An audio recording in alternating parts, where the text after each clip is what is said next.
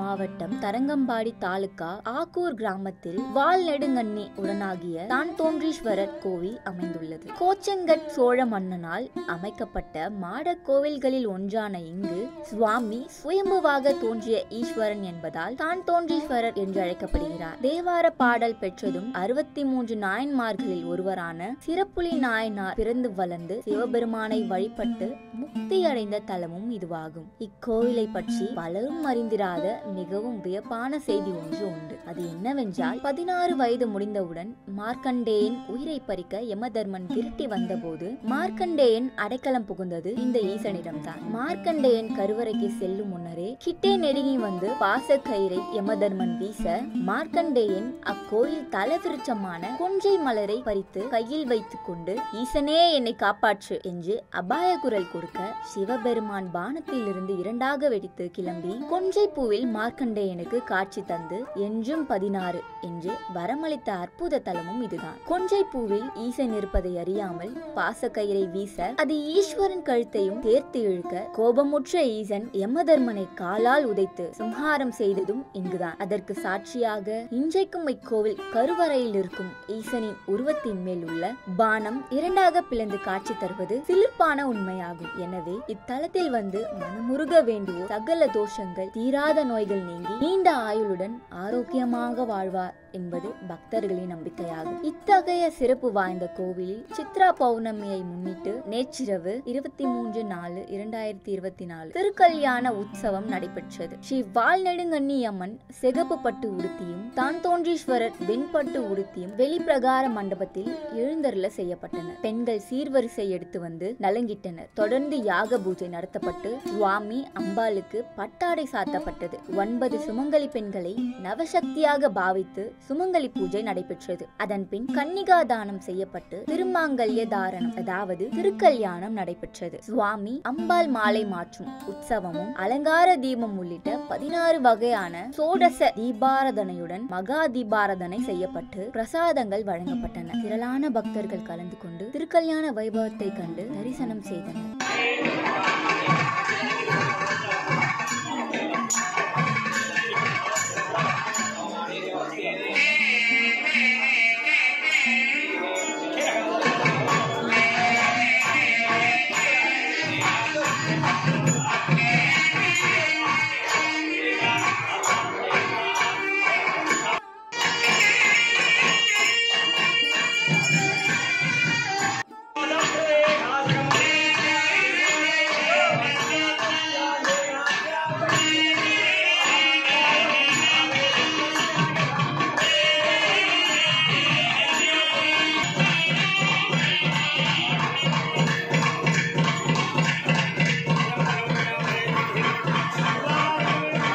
பரிபூர்ணமான ஆசையுடன் அந்த வைபவம் நடைபெற வேண்டும் என்று எல்லோரும் விரும்புகிற காரணத்தினால் விரைவான ஒரு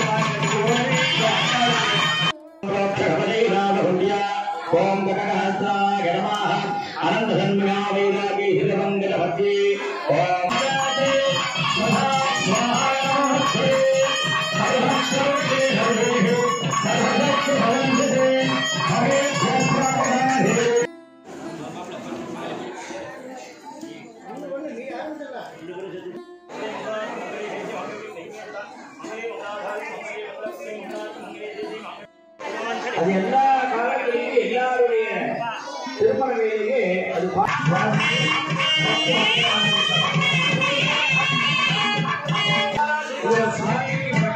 சமர்ப்பணம் செய்யப்பட்டது.